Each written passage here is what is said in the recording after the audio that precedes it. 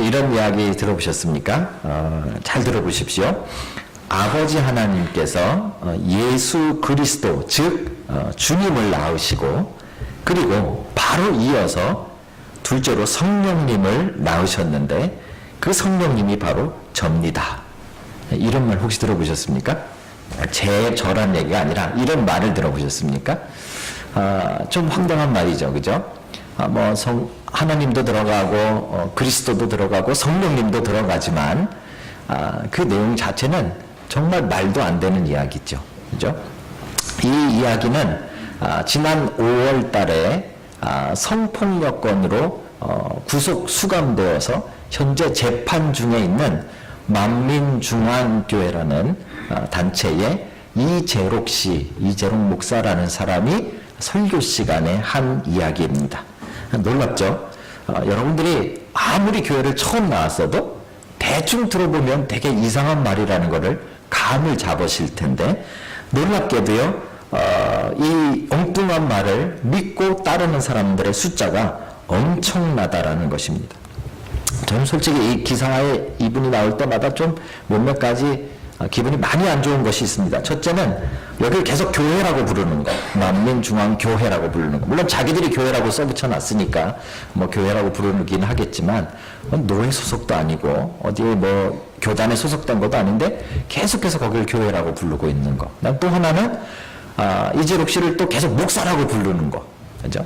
어디서 안수 받았는지, 또 어느 교단에 어느 노회에 소속되어 있는지 전혀 근거도 없지만 계속 목사라고 매스컴에서 부르고 있다는 것 자체가 좀 황당합니다. 제가 왜 이렇게까지 말씀을 드리는가 하면, 그 양반이 이야기했다라는 내용들을 이렇게 동영상에 올라와 있는 것들을 보면 너무 말이 안 되는 게 있기 때문에 그렇습니다. 한동안 제가 한 번 말씀드린 적이 있는데, 에덴 동산에서 아담이 다닐 때 이렇게 걸어 다니기 불편하니까 교통수단이 있었대요. 뭘 타고 다녔을까요? 공룡을 타고 다녔답니다. 공룡을. 그것도 되게 웃긴데, 그것도 되게 기가 막힌데, 더 웃긴 건 빨리 가야 될 때는, 공룡이 좀 느리기 때문에 빨리 가야 될 때는 공룡을 안 타고 UFO를 타고 간답니다. 그런데요, 그 이야기를 했는데도 수천 명이 앉아가지고 아멘해요. 대단하죠? 아무리 성경이 있는 말을 여러분 해도 아멘 여러분 잘 안 하시잖아요. 솔직한 얘기로. 아멘 우리 아무리 성경에 있는 이야기 해도 가난한 자는 복이 있나니, 지난주에 가난한 자는 복이 있다니까 다들 혹시 자기 가난하다 그럴까봐 다 고개 숙이고 대답 안 한단 말이에요. 근데 아담이 공룡 타고 다니다가 바쁠 땐 UFO를 타고 다닌다 그러니까 아멘 하는 거예요. 수천 명이. 그죠? 등록교인이 교인도 아니죠. 등록한 그 단체에 등록되어져 있는 사람이 13만 명입니다. 대단하죠. 그죠? 엄청나죠. 사실 제가 깜짝 놀란 그 단체를 보면서 깜짝 놀란 것은요, 실제로 굉장히 도전받은 것은 무엇인가 하면 그 단체 구성원들의 헌신도입니다. 헌신도. 얼만큼 그 만민중앙교회라는데 그 사람들이 헌신되어져 있는가. 얼마나 자기네들이 부르는 당회장 목사라고 부르고 있는 이재록 씨에게 그들이 얼마나 사랑을 주고 있는가. 전 그걸 보면서 사실은요, 굉장히 깜짝 놀랐습니다. 아주 대단한 헌신도와 이 단결력이 그 안에 있습니다. 지금은 이 재판 받으려고 구속 수사되어져 있거든요. 지금 그 구치소에 그렇게 감금되어져 있어요. 그러니까 사실은 담임 목사가 교회 공석이잖아요. 없는 상태잖아요. 보통 저희 같은 교회들은요, 목사님이 한 달만 출장 가도 이 교회 나오는 숫자가 달라집니다. 그죠? 우리가 참 하나님 보려고 나와야 되는데 목사님 출석 체크 때문에 나오시는 분들 계셔요. 그죠? 그래서 이 나오는 숫자가 확 달라져요. 그죠? 물론 우리 교회는 아닙니다. 우리 교회는 목사가 있어도 우리는 당당하게 따지니까 상관없는데, 한국의 몇몇 교회들의 이야기입니다. 그죠? 그렇게 갑자기 담임 목사 자기네들의 정말 최고 리더십인 이재록 씨가 지금 5월 달부터 감금되어 있어서 지금 몇 달째 자리를 비우고 있거든요. 전혀 흔들리지 않습니다. 수천 명이 그대로 나오고요. 더 놀라운 사실은요, 얼마 전에 셋째 딸이 있는데, 셋째 딸이 이수진 씨라는 사람인데, 그 사람도 목사라고 불러요. 이수진 씨가 당회장 직무 대행을 맡았습니다. 그를 당회에서 결정하고 공동회의를 해서 하는데, 교인이 그날 수천 명이 왔는데 수천 명이 만장일치로 그 셋째 딸을 당회장 직무 대행으로 선정해서 지금은 그 여자분이 지금 그 단체를 이끌고 있어요. 설교도 하고 뭐 기도회도 하고 뭐 해요. 전혀 흔들리지 않습니다. 참 저는 그거 보면서요, 참 그 사람들의 단결력은 대단해요. 이 전설 같은 이야기가 있는데요. 1999년도에 이 단체가 이단이고 좀 이상하다 그래가지고 MBC PD 수첩인가 방송을 한 번 한 적이 있어요. 하려고 이 취재를 다 해가지고 했는데 그 방송이 그 당일날 못 나갔어요. 여러분 그거 아세요? 아마 한국 방송 사상으로 처음으로 방송국을 일반 시민들이 점령해서 방송 사고가 난 게 그때가 처음이랍니다. 1999년도 PD수첩 방영하려고 할 때 그 성도들이 그 MBC를 점령해가지고요, 집기를 부시고 카메라 뭐 이런 거 다 부시고 해가지고 방송이 못 나갔던 적이 있어요. 엄청나죠. 목숨을 거는 헌신도. 꼭 그게 부러워야 될 이유는 없는데 우리가 한번 생각해 봐야 될 것이 있습니다. 뭔가 하면 지금 한국교회의 가장 큰 문제가 뭔지 아세요? 지금 한국교회의 가장 큰 문제는, 직면한 진짜 문제는 성도들의 헌신도입니다. 목회자부터 시작해서 온 성도들의 헌신도가 바닥을 치고 있습니다. 그렇죠? 한국에 있는 교회들은 예전처럼 이제 예배가 그렇게 많지 않습니다. 예배 숫자가 많이 줄었어요. 저녁 예배 없는 교회가 대다수고요. 수요 예배도 이제 거의 없어졌습니다. 그게 무슨 신학적인 이유나 뭐 특별하게 뭐 교회에서 어떤 이유를 가지고 정한 거는 사실 문제가 안 될 텐데, 대부분 지금 없어지는 이유는 뭘까요? 안 오니까, 안 모이니까. 그렇죠? 기도하러 오지 않습니다. 저녁 금요 기도회 해봤자 우리 옛날 이제 어른분들, 그 몸에 익숙하신 할머니 할아버지 몇 분 오시고 모이지 않습니다. 그러니까 교회는 이제 더 이상 그런 뭐 기도회라든지 뭐 특별 행사들을 예배조차도 점점 줄여가고 있는 것이 한국의 현실이죠. 그 배경에는 성도들의 헌신도, 목회자의 헌신도가 있습니다. 헌신하지 않습니다. 봉사하지 않습니다. 물론 이거를 여기에는 저는 개인적으로 뭐 제가 목사라서 이런 얘기를 하는 것이 아니라 여기에는 교회와 목회자의 책임이 첫 번째로 큽니다. 여지까지 성도들을 그냥 자원하는 봉사보다도 그냥 억지로 시키는 일들이 참 많았어요. 그래서 교회의 필요에 따라서 성도들이 희생되는 경우들이 참 많았습니다. 그러다 보니까 지금 이제 그것이 이렇게 골마서 터지는 것과 같은 그런 현상이 나타나는 것이죠. 그래서 어느 정도는 교회가 이 봉사에 대해서 좀 자원함을 조금 더 많이 늘리고 억지로 하거나 아니면 좀 교회의 필요에 따라서 사람을 이용하는 것을 좀 줄여가야 된다라고 저도 개인적으로 생각합니다. 하지만 그럼에도 불구하고 우리가 생각해 봐야 될 것이 있는데요. 그것은 우리가 하나님 나라의 백성으로 부름받은 즉시 우리는 또한 하나님 나라의 일꾼으로 부름받았다는 사실입니다. 물론 하나님 나라의 일꾼과 교회 봉사하는 것이 똑같지 않습니다. 여러분 그것을 늘 똑같다고 생각하지만 오해입니다. 조금 더 넓은 의미에서 우리의 인생을 놓고 봤을 때 하나님이 우리를 부르셨다면 하나님은 우리가 죽어서 그냥 천국 가라고 부르신 게 아니다는 이야기를 제가 수없이 해왔고요. 그렇다면 우리는 하나님 나라의 백성으로 부름받은 즉시 하나님 나라의 일꾼으로도 부름받았다는 것이죠. 그래서 여러분과 저는 이 땅에 그냥 사는 게 아니에요. 죽을 때까지 시간대 오는 게 아니란 말이죠. 그렇죠? 우리는 그래서 이 땅을 살아가는 동안에 하나님 나라의 백성이 됨과 동시에 하나님 나라의 일꾼이 되기 위해서 이 땅에서 살아가는 거예요. 이미 일꾼이 되어졌고요. 그래서 여기에는 뭐가 꼭 필요한 것이 있는데 하나님은 그냥 일꾼을 어떻게 만드시는가 하면 훈련을 통해 만드신다. 훈련을 통해. 자, 여기에 이제 비밀이 있습니다.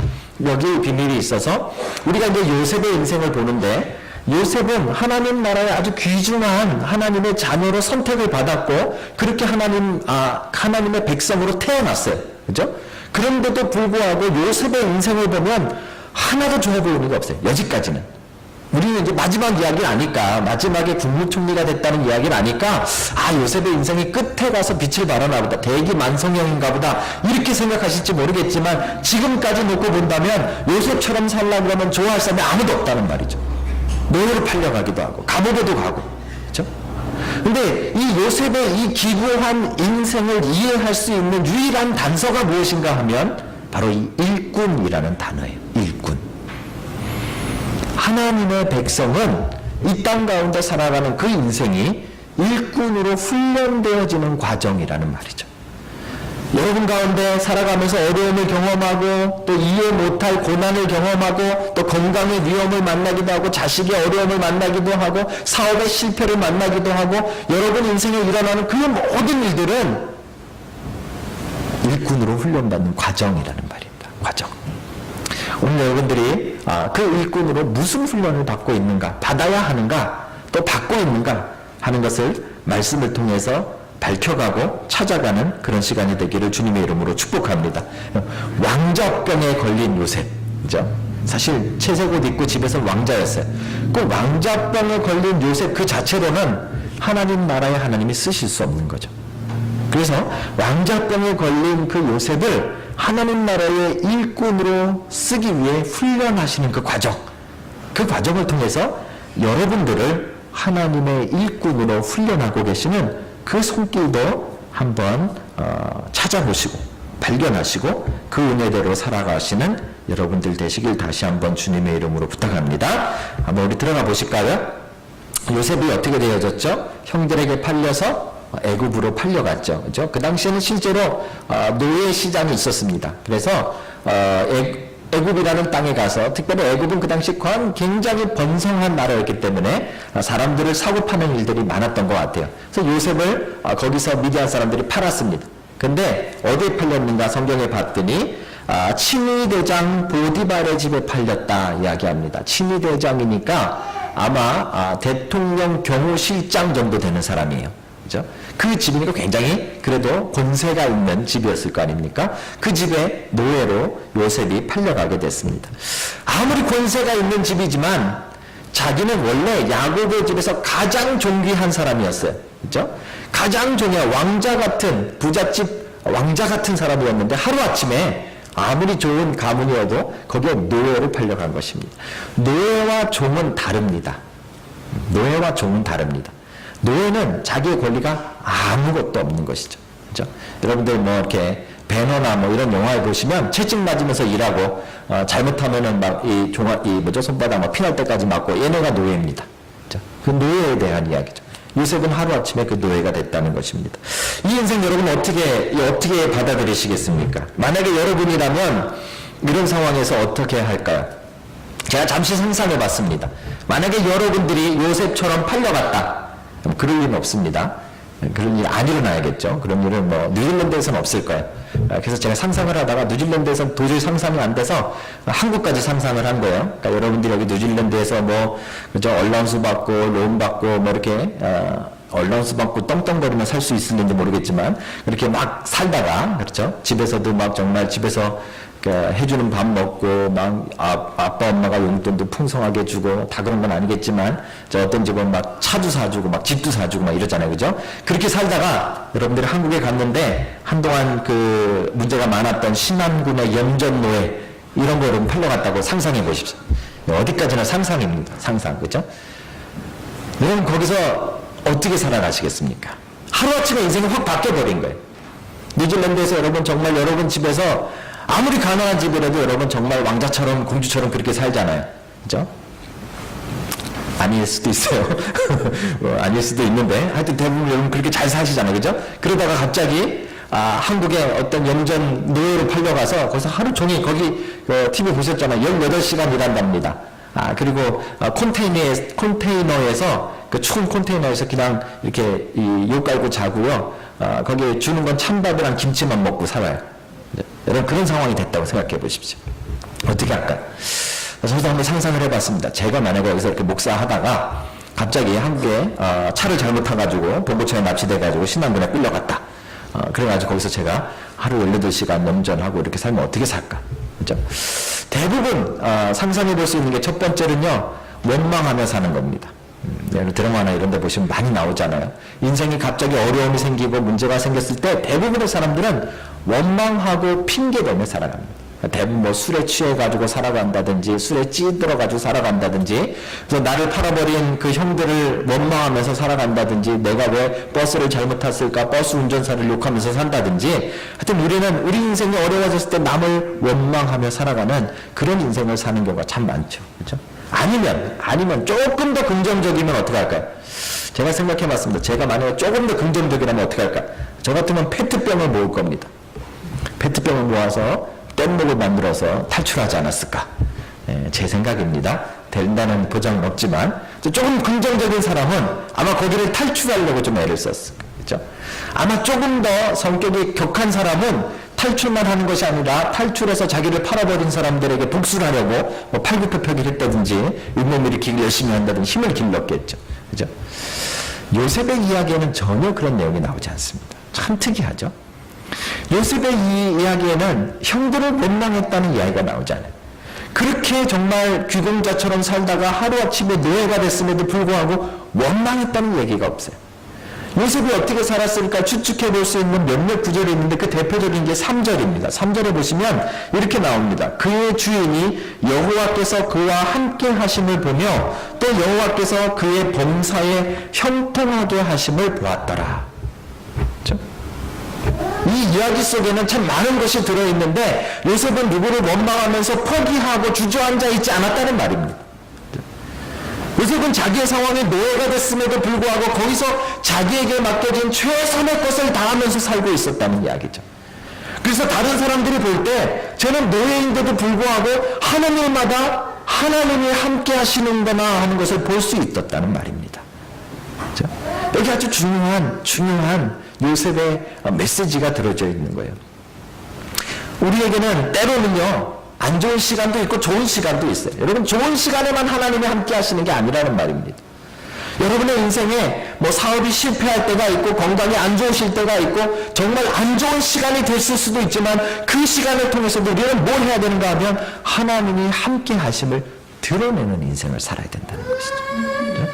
요셉은 비록 지금 노예로 팔려간 순간에도 자기의 인생에 하나님이 함께 하고 계심을 드러내 보여주고 있다는 거예요. 여기 아주 중요한 단어가 하나 등장하는데 바로 형통하였더라라는 거죠. 형통하였더라. 이 원어상으로 보면요 단어가 하나 빠졌는데 원래 원어대로 보면 그의 손들 안에서 형통하였더라 이런 뜻이에요. 그러니까 요셉이 관여하는 일마다 요셉이 손대는 일마다 잘 풀렸더라 그 말입니다. 성공했더라 그 말입니다. 이상하게 그 집안에 안 되는 일도 요셉이 끼어들면 일이 됐더라 그 말입니다. 하나님께서 함께 하셔서 그게 형통함이라는 단어입니다. 이 사실은 그러니까 제가 설교를 하면서 가장 많이 강조하는 것은 말씀대로 하다 보니까 사실 말씀을 가장 강조하고 있는 것은 대부분 가난함이에요. 연약함이에요. 왜냐하면 우리가 가난하고 연약하고 힘이 없을 때 하나님을 더 많이 경험하고 발견할 수 있기 때문에 성경은 그것을 더 강조합니다. 그렇죠? 그러다 보니까 사람들 가운데 좀 오해하시는 분들이 계세요. 특별히 이제 저하고 함께 신앙생활 하시는 분들은 오해하세요. 그러면은 신앙인들은 늘 가난해야 되냐? 그죠? 신앙인들은 맨날 찌질하게 맛있는 음식 먹으면 맨날 체하고, 그죠? 뭐 사업은 손만 댔다 하면 망하고, 이제 뭐 직장에 들어갔다 하기만 하면 잘려나가고, 이게 정말 참된 그리스도인의 인생이냐 이렇게 생각하시는 분들이 참 많아요. 오해입니다, 여러분. 오늘 분명하게 밝혀드립니다. 믿는 사람들의 인생의 특징은 형통함입니다. 형통함. 오해는 여기 또 하나의 오해는 우리는 형통하면 항상 돈 잘 버는 걸로 자꾸 연결하시니까 그거는 좀 잘못된 생각이에요. 지금 아직 노예예요. 그죠? 아직 종이에요. 아직 요셉이 암만 형통해봤자 그가 지금 갑자기 무슨 대통령이 됐거나 왕이 됐거나 그런 건 아니란 말이에요. 하지만 그의 인생에 형통함이 있다는 것이다. 여러분 인생도 형통하시길 주님의 이름으로 축복합니다. 이거 아멘 하실 줄 알았어요. 그죠? 이건 늘 우리가 아멘 하세요. 중요한 거는요, 이 형통함이 목적은 아니라는 거죠. 이게 되게 중요합니다. 이것만 여러분들이 정말 잘 알고 있으면 아마 여러분 인생에 정말 많은 형통함을 누리실 수 있을 거예요. 우리가 이걸 자꾸 미스하기 때문에 우리가 하나님 앞에서 겸손해지기 위해서 형통함보다는 실패를 더 많이 경험하는 거예요. 그래서 형통함을 목적으로 두는 인생은 잘못된 거예요. 여러분들이 돈 많아지는 것이 목적이면 안 된단 말이에요. 그 다음이 있으셔야 돼요. 그렇죠? 여러분들이 사업에 성공하는 것이 여러분 인생의 목적이 돼서는 안 되는, 그건 세상 사람들이 하는 목적이에요. 우리는 그 다음이 나타나야 돼요. 그죠? 요셉도 형통함이 지금 절대로 목적이 아닙니다. 이 요셉의 형통함을 통해서 그 다음의 사건이 이루어지고 있다는 것을 봐야죠. 그 다음의 사건이 진짜 하나님이 만들고 계신 목적입니다. 일꾼의 가장 중요한 포인트인 것이죠. 그게 무엇인가를 볼까요? 4절에 나와 있는데요.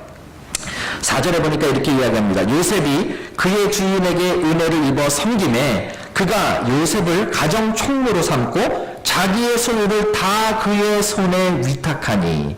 자, 이게 사실 연결된 말인데요. 아까 손들 안에서 형통했다고 그랬잖아요. 요셉이 손대고 관리하고 돌보면 다 잘 되는 것을 주인이 본 거예요. 그러니까 이 주인이 자기가 먹는 거 말고는, 자기 말고는 나머지를 다 요셉의 손에 맡겨서 돌보게 했다, 이렇게 표현합니다. 그렇죠?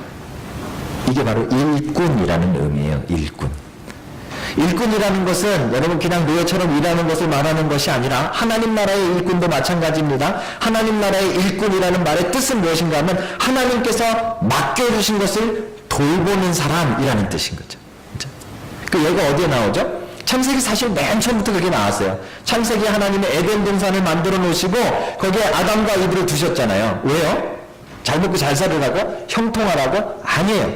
그게 목적이 아니었단 말이에요. 뭐가 목적이죠? 에덴 동산을 돌보도록, 다스리도록. 이게 일꾼인 거죠. 그죠? 이걸 우리는 청지기라고 말해요. 스튜어드십이라고 말하는 거예요. 청지기직. 그죠? 모든 하나님 나라의 백성들은 하나님 나라의 백성이 되는 순간 하나님 나라의 일꾼이 되는 거예요. 이 말은요, 하나님 나라에서 하나님이 맡겨주신 것들을 돌보는 인생이 된다는 말이죠. 우리는 그것을 훈련하고 살아가는 거예요. 그것을 훈련. 요셉은 어떻게 훈련했을까요? 여러분, 요셉이 지금 보디발의 집에 노예로 팔려갔는데 처음부터 가가지고 그 보디발 바로 밑에 2인자가 된 게 아니잖아요. 노예로 가서 맨 처음에 뭐 했어요? 조그만 거 하나 맡았겠죠. 아마 제 생각에는 우리나라 한국 같으면 뭐 마당새 뭐 이런 역할이니까 마당 쓰는 거 맡겼겠죠. 그죠? 아니면 뭐 가서 뭐 집 날리는 거 맡겼겠죠. 그죠? 아니면 가서 뭐 추수하는 거 좀 맡겼겠죠. 아니면 가서 뭐 노동하는 거 좀 맡겼겠죠. 그런데 그 맡은 것을 요셉이 잘 돌보는 모습을 통해서 하나님의 형통함을 본 것이고 맡겨진 것이 하나하나 늘어나서 그 온 집안을 맡는 것이 되는 거잖아요. 이걸 훈련이라고 말하는 거예요. 하나님 나라는 이와 같아요. 하나님 나라에서는 여러분들에게 하나님이 맡겨주신 것을 돌보는 훈련을 하는 거예요. 뭘 맡기셨어요? 여러분에게 물질을 맡기셨잖아요. 물질이 목적이 아니라 그랬잖아요. 그 물질을 잘 돌보는 것을 통해서 하나님은 더 많은 물질을 맡기시는 거예요. 하나님 나라의 백성들에게 하나님 무엇을 맡기셨나요? 사람을 맡기시는 거예요. 자녀를 맡기시는 거예요. 옆에 이웃 사람들을 맡기는 거예요. 여러분들이 돌봐야 될 사람들이 하나하나 늘어나는 것은 한 명을 잘 돌볼 때 2명이 되고 2명을 잘 돌볼 때 3명이 되는 거예요. 우리는 이 과정을 다 뛰어넘고 처음부터 100명 달라고 기도하잖아요. 안 된단 말이에요. 그렇죠? 이게 훈련이 되는, 하나님 나라의 백성들은 하나님이 맡겨주신 것들을 돌보는 훈련을 하는 것이에요. 모든 사람들이 다 똑같습니다. 사랑하는 성도 여러분, 여러분들에게 무엇을 맡기셨는가를 이 시간 한번 돌아보시기 바랍니다. 아담은 에덴 동산을 맡았었어요. 그렇죠? 동물들의 이름을 짓고 거기 있는 모든 것들을 누리면서 그 모든 자연을 돌보는, 세상을 돌보는 일을 맡았어요. 요셉은 지금 보디발의 집에 모든 것을 맡았어요. 놀라운 일은 이것을 잘했더니 요셉이 그 다음에 애굽의 모든 것을 맡아 돌보는 사람이 되는 거예요. 그렇죠? 이게 훈련인 거예요. 여러분, 지금 하나님이 여러분들에게 맡겨진 것이 보잘것없는 것처럼 보일지 모르지만 여러분에게 맡기신 그것을 최선을 다해서 잘 돌보는 여러분 되시길 주님의 이름으로 축복합니다. 그 훈련을 잘 하셔서 하나님이 더 많은 것들로 맡기시고 더 큰 하나님 나라의 일꾼으로 세워지는 여러분들이 다 되어지시길 주님의 이름으로 축복합니다. 이게 하나님 나라의 훈련이, 하나님 나라 일꾼의 훈련. 첫 번째로 맡겨진 것을 돌보는 훈련. 사실 이 안에 모든 것이 다 들어있어요. 우리는 이 교회의 이런 것만 맡은 것이 아니에요. 여러분 인생의 모든 것들을 다 맡으신 거예요. 여러분 직장에 있는 것도 맡으신 거고요. 여러분께 아니라는 말이에요. 이걸 우리가 착각해서 내 거라고 생각할 때 하나님이 한 번씩 우리의 것을 빼앗아 가시기도 하는 거예요. 그렇죠? 이게 내 마음대로 되는 것이 아니구나를 깨닫게 하시기 위해서 맡은 거구나를 알게 하시는 거죠. 그렇죠? 그래서 그 맡은 것을 가지고 잘 돌볼 때 하나님께서 그것을 통해서 점점 확장해 가시는 거죠. 거기에는 교회뿐만 아니라 여러분 직장뿐만 아니라 이 사회와 세상에 대한 책임도 있는 거예요. 그래서 제 아내는요, 가끔 이 존슨벨에 가면 카운트다운이 2개 있습니다. 어떻게 같은 동네에 카운트다운이 2개 있는지 잘 모르겠어요. 근데요, 이 둘의 차이는 뭐 내용물은 거의 같은데 한쪽은 비닐봉지를 주고 한쪽은 비닐봉지를 안 줘요. 그죠? 저는 별로 상관이 없어요. 뭐 주든 안 주든 가가지고 사는데 제 아내는 차 타고 주차장에 들어갔는데 여보 오늘 여기 말고 저쪽 가야 된대요. 그래서 왜 거기 가냐 그랬더니 여기는 비닐봉지를 주기 때문에 환경오염의 주범이래. 저쪽으로 가야 된대. 제가 볼 때 별 차이 없는데, 그죠? 되게 웃기는 일 같죠? 근데 여러분 그 마인드가 사실 그리스도인들에게 필요한 마인드예요. 그죠? 돌보는 마음이 있어야 돼요. 세상을 돌보기도 하고 환경을 돌보기도 하고 사람을 돌보기도 하고 물질을 돌보기도 하고 여러분에게 맡겨진 것을 잘 돌보시길 다시 한번 주님의 이름으로 축복합니다. 오늘 집에 가셔서 여러분에게 무엇을 맡기셨나 한번 생각해 보십시오. 정말 많은 것이 있습니다. 정말 많은 것이 있습니다. 시간도 우리에게 맡겨주신 거예요. 그 많은 것들이 하나하나 잘 훈련되어질 때 하나님께서 더 큰 것으로 맡기실 줄로 믿습니다. 자, 두 번째는요, 어떤 훈련 하나 한번 볼까요? 첫 번째는 돌보는 훈련이었어요. 맡겨진 것을 돌보는 훈련이었어요. 근데 요셉의 이야기 오늘 39장에 보시면 우리가 읽지 않은 뒷부분의 이야기가 하나 더 등장합니다. 사실 우리 지난 시간에 다말 이야기 뭐 이런 거하고 좀 많이 중복되는 것 같아서 제가 일부러 본문에서는 뺐는데 여러분 잘 아시는 이야기가 등장합니다. 보디발의 아내가 요셉을 유혹하는 장면이 등장하죠. 그렇죠? 이건 주일학교 때 이런 만화 같은 거, 동화 같은 걸로도 많이 보셨잖아요. 근데 이 시작은요, 6절을 보시면 오늘 본문의 6절에 뭐라 그러죠? 복선이 깔려져 있어요. 6절에 보시면 그 요셉을 설명하고 있는 부분이 나오는데 요셉이 굉장히 제가 읽어드릴게요. 6절의 맨 마지막 부분에 요셉은 용모가 준수하고 아담하였더라. 이 용모라는 말은 진짜 이 외관을 말해요. 이 겉모습. 요셉은 아마 굉장히 잘생겼던 것 같아요.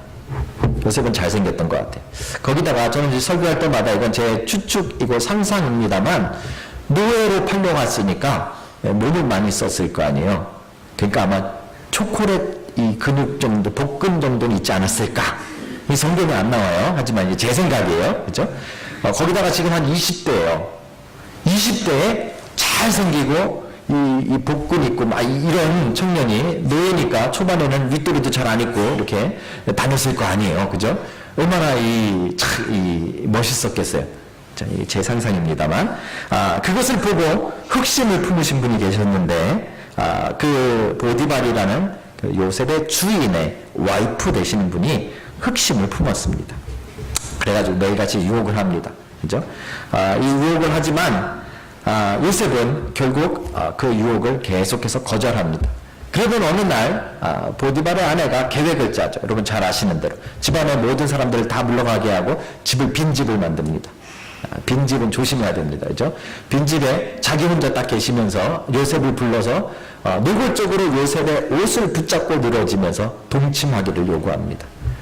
요셉은 자기의 겉옷을 벗어 던져버리고 도망쳐 나오죠. 요셉에게 있어서 이 꿈과 마찬가지로 굉장히 중요한 이 띠이 하나 있는데 그게 옷이에요. 옷. 요셉은 자기가 옷이 계속 벗겨지면서 신분이 한 번씩 바뀌어요. 지금 굉장히 높은 자리까지 갔는데 옷을 빼앗기고 이제 감옥에 가는 그런 신세가 되어져 버립니다. 얼마나 자존심 상했겠어요. 여자분이 굉장히 화가 났어요. 자기가 그래도 주인 아줌마인데 그래서 자기가 시키면 다 해야 되는데 자기 말도 안 듣고 옷까지 벗어 던져놓고 가니까 이런 나를 지금 뭘로 하는 건가 해서 모함을 합니다. 옷을 증거 삼아서 요셉이 자기를 덮치려고 했다 거짓말을 해서 요셉을 감옥에 집어넣는 일까지 하게 되는 것이죠. 우리 중요한 것은요, 요셉은 어떻게 이 유혹을 이겼는가 하는 생각을 좀 해보셔야 됩니다. 아마 이 요셉의 이야기를 어렸을 때는 참 요셉은 참 마음이 이 정직하고 이 뭐랄까 신앙심이 좋아서 이랬다라고 다 믿고 있었는데 우리가 나이가 좀 들면서 우리의 마음이 좀 혼탁해지고 지저분해지다 보니까 그것을 그대로 잘 안 믿죠. 그래서 우리 남자분들은 맨 처음에 생각하는 게 보디발의 아내가 조금 못생기지 않았을까 이걸 추측합니다. 그죠? 보디발의 아내가 굉장히 요셉의 스타일이 아니지 않았을까.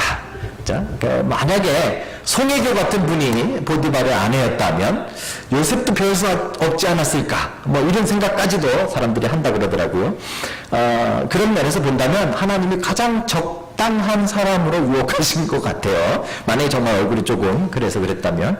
그런데 진짜 요셉의 마음, 요셉이 왜 옷까지 벗어 던지면서 도망가고 그 죄를 피했는가 하는 그 이유를 사실 8절 9절에서 설명하고 있습니다. 정확하게 설명합니다. 본문이 아니기 때문에 제가 한번 읽어드리겠습니다. 39장 8절과 9절인데요. 제가 읽어드리겠습니다. 7절부터 읽습니다. 그 후에 그의 주인의 아내가 요셉에게 눈짓하다가 동침하기를 청하니 요셉이 거절하며 자기 주인의 아내에게 이르되 내 주인이 집안의 모든 소유를 간섭하지 아니하고 다 내 손에 위탁하였으니 이 집에는 나보다 큰 이가 없으며 교만한 이야기가 아니에요. 이것은 청지기가 일꾼이 자기가 맡은 것과 맞지 않은 것이 무엇인지를 구별하는 지혜입니다. 굉장히 중요한 거죠. 그죠?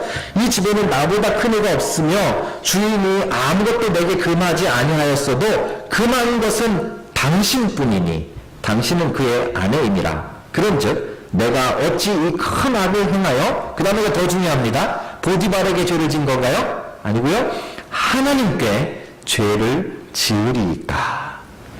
여기서 우리는 놀라운 사실을 발견하는데 요셉은 지금 이 종으로 살고 있으면서 노예로 살다가 점점 높은 자리가 돼서 많은 것을 맡았지만 자기의 신분이 청직이라는 것을 분명하게 알았습니다. 그래서 자기가 맡은 것도 있지만 맡은 것은 최선을 다해서 돌보지만 맡지 않은 것은 자기가 관여할 수 없다는 사실을 아는 거죠. 맡지 않은 것을 관여하는 것이 죄라는 사실도 알았습니다.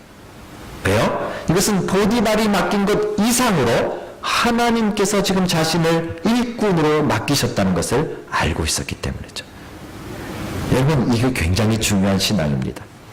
많은 사람들이 내게 맡겨준 것을 잘 돌보겠다는 생각을 참 많이 합니다. 그래서 우리는 인생에 여러분들이 맡은 것을 잘 돌봐서 인생이 잘 풀려있는 것 같은 그런 사람들을 우리는 많이 봅니다. 유명한 목사님들 가운데도 그런 사람들이 많고요. 유명한 사업가들 가운데도 그런 사람들이 많습니다. 맡겨진 것을 잘 돌보면 하나님이 더 크게 맡기시는 그 원리는 누구에게나 동일하게 적용되어지기 때문에 그렇죠. 그런데 한 가지, 그렇게 잘 나가던 사람들이 하루아침에 무너지는 거 여러분 보시잖아요. 유명했던 목사님이 하루아침에 무너지는 거 보잖아요. 잘 나가던 사업가가 하루아침에 무너지는 거 보잖아요. 왜일까요? 이 두 번째 걸 몰라서 그래요. 맡은 것만 잘하면 되는 것이 아니라 맡지 않은 것에 대하여 거리를 두고 피할 줄 아는 것이 지혜인 것이죠. 훈련인 것이죠.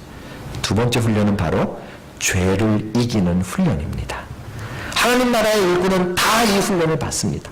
하나님 나라의 일꾼은 내게 맡겨진 것을 최선을 다하여 돌보는 훈련을 받음과 동시에 내게 맡겨지지 않은 것은 죄는 멀리하는, 죄는 피하는, 죄는 이기는 훈련을 늘 받는다는 것이죠. 여러분도 저도 이 훈련 가운데 있는 것이에요. 우리가 잘 나가니까 조금 잘 되어지니까 이렇게 목회를 했는데 한 1년 되니까 200명 300명 막 돼요. 그러면 목사님들 대부분 자기가 잘해서 그런 줄로 착각하게 되어지죠. 그죠? 이건 내 거라고 생각을 하게 되어지죠. 내가 한 것이라고 생각하게 되죠. 자신이 청직이고 일꾼인 것을 잊어버리죠. 그러면 그때 무너져 내리는 것입니다. 맞지 않은 것을 구별하지 못하면 무너져 내리는 것이죠. 정말 그런가요? 에덴 동산 아까 얘기했잖아요. 에덴 동산에서 모든 것을 맡아서 돌보는 것이 에덴 동산에서 맡은 일꾼 청지기직이라고 말씀드렸어요. 그죠? 반대로 거기에 하나님이 하나 두셨잖아요. 뭐죠? 선악과라는 걸 두신 거예요. 왜요? 하나님 나라의 일꾼은 항상 이 두 가지를 같이 가는 거예요. 하나님이 금하신 것, 하나님이 만지지 말라 하신 것, 하나님이 먹지 말라 하신 그것, 맡겨주지 않으신 것, 그것에 손대는 순간 죄라는 말입니다. 이것이 존재하는 한 내가 주인이 아니고 내가 청직이라는 사실을 겸손하게 인식하고 살아가는 것이 하나님 나라 일꾼이기 때문에 그래요. 애초에 선악과를 안 만들어놨다면 어땠을까요? 아마 아담은 자기가 주인이 됐을 거예요. 그죠? 애초에 여러분들의 인생에 실패가 없고, 여러분들의 인생에 유혹이 없고, 여러분들의 인생에 죄악이 없고, 여러분들의 인생은 늘 잘 되기만 한다면 여러분 어떻게 됐을까요? 여러분과 저는 다 하나님을 떠났을 거예요. 그죠? 그래서 하나님은 우리에게 늘 경계할 수 있는, 깨어 있을 수 있는 맡기지 않으신 것, 죄악도 동시에 두시는 것입니다. 사랑하는 성도 여러분, 우리는 이 훈련을 받고 있는 거예요. 그렇죠? 하나님 나라의 백성은 하나님 나라의 일꾼이 되는 것입니다. 여러분들을 통해서 하나님은 하나님의 나라를 만들어 가십니다. 교회를 세운 것하고 조금 더 다른 이야기, 더 넓은 의미입니다. 더 넓은 의미. 여러분 인생 자체에 하나님 나라가 담겨져 있는 거예요. 여러분들은 여러분의 인생을 통해서 하나님의 나라를 만들어 가셔야 돼요. 그렇죠? 교회에 와서 뭐 집사님이 되고 뭐 봉사하고 다 중요하죠. 교회로서 정말 필요합니다. 하지만 그거 이전에 여러분들이 하나님 나라의 일꾼으로 여러분들이 이 땅에 살아가는 인생을 맡았다는 말이에요. 그렇죠? 여러분들의 직업을 맡고, 가정을 맡고, 가족을 맡고, 여러분들의 친구를 맡고, 함께 있는 동료를 맡고, 여러분들에게 물질을 맡기시고, 하나님의 그 모든 것들을 잘 돌보는 그 청지기직을 여러분과 저에게 맡겼다는 사실을 기억하시기 바랍니다. 그것을 잘 훈련하는 자가 하나님 나라의 일꾼으로 훈련받는 자들입니다. 그리고 여러분, 동시에 맡겨주지 않은 것을 잘 구별하시는 것이 하나님 나라의 일꾼의 훈련입니다. 간혹 우리는 이 한 가지를 놓치는 바람에 우리에게 맡긴 것까지 다 잃어버리는 그런 인생을 살기도 하는 것이죠. 사랑하는 성도 여러분, 죄를 이기는 훈련 가운데 승리하시길 주님의 이름으로 축복합니다. 여러분에게 맡겨주신 것을 잘 감당하는 훈련 가운데 이기시고 승리하는 여러분 되시길 주님의 이름으로 축복합니다. 말씀 맺기 원합니다.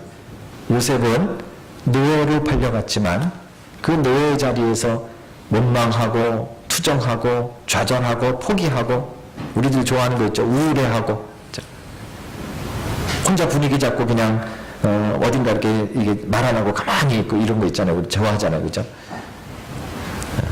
요셉은 그런 모습이 전혀 보이지 않습니다. 얼마나 힘들었겠습니까? 그죠? 얼마나 어쩌면 자신의 인생이 한탄스럽겠습니까? 그런데도 요셉은 자신에게 주어진 것이 청소면 청소. 그죠? 가서 밭에 가서 일하는 거면 밭에 가서 일하는 거. 그것이 무엇이든지 간에 하나님께로부터 맡은 일임을 믿고 그는 최선을 다하고 힘을 다했을 때 하나님의 형통함이 거기에 나타났다는 사실을 우리는 기억하셔야 됩니다. 그렇죠? 여러분들에게 맡겨진 일들 통해서 하나님이 함께 하시는 형통함이 드러나야 된다는 말이죠.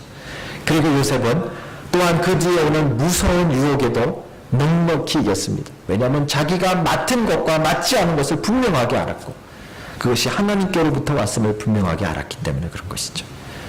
여러분, 여러분들의 삶에 이 맡겨지지 않은 죄악들, 맡겨지지 않은 악들, 그 모든 것들로부터 이기고 승리하고 피하고 또 이기는 그런 여러분들이 다 되시기를 주님의 이름으로 축복합니다. 기도하시겠습니다.